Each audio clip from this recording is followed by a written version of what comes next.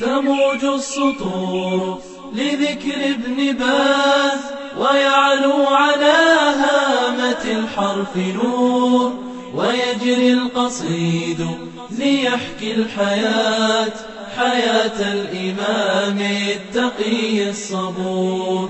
تموج السطور لذكر ابن أيها الأحبة في الله، السلام عليكم ورحمة الله وبركاته.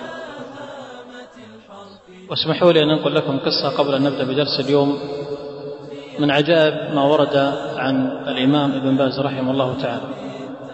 وهذه القصة حدث بها أحد الطلاب، وهي قصة طريفة وجميلة، ولكنها تدل على معنى كبير، أن هذا الإمام تجاوز حدود الأخلاق، ويكاد يعجز قلم التاريخ أن يكتب عن رجل حوى مثل هذه الأخلاق.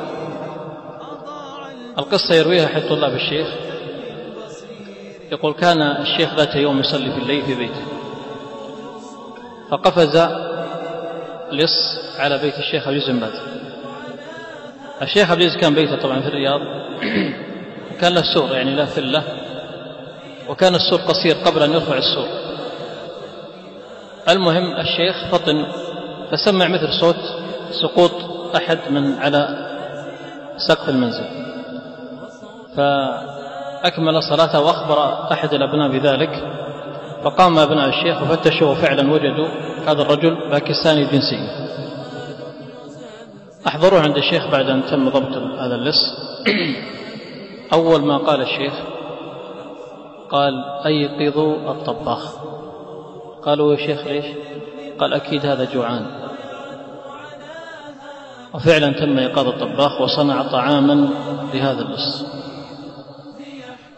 وبعد أن شبع الرجل ناداه الشيخ وقال له: لماذا فعلت هذا الأمر؟ قال: أنا والدي في باكستان في مستشفى يتعالج، وقيمة التكلفة 10,000 ريال، عندي 5,000 وأريد أن أسرق 5,000. فاتصل الشيخ على أحد الطلاب الذين يجيدون اللغة الباكستانية، وتم الاتصال بمكتب للشيخ عبد العزيز في الهند. وفي اليوم الثاني تأكدوا من صحة الخبر، وفعلا ثبت الخبر أن والد هذا الشخص في المستشفى الفلاني ويحتاج إلى 10,000 ريال.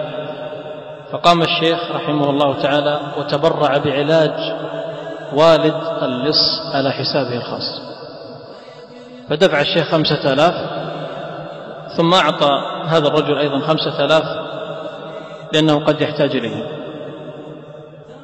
حسن حال الرجل، استقام هذا اللص والحرامي، وأصبح من الطلاب الملازمين للشيخ عبد العزيز رحمه الله.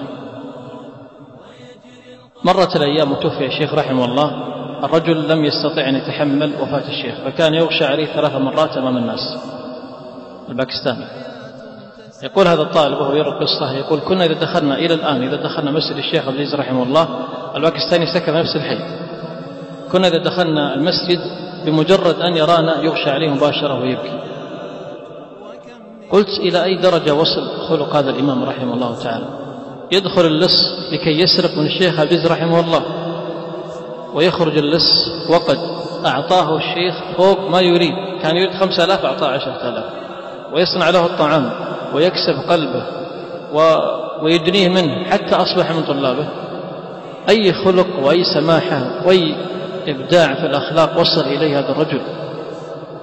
ما تفوق رحمه الله بكثرة علم، يوجد هناك علماء مثله أو أعلم منه، ولا تفوق بكثرة مال، ولا تفوق بجمال، ولا تفوق إلا بصدقه مع الله عز وجل وعجائب الأخلاق التي كانت عنده.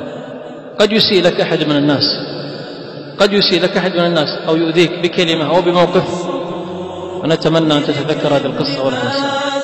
ويعلو على هامة الحرف نور، ويجري القصيد ليحكي الحياة حياة الإمام التقي الصبور.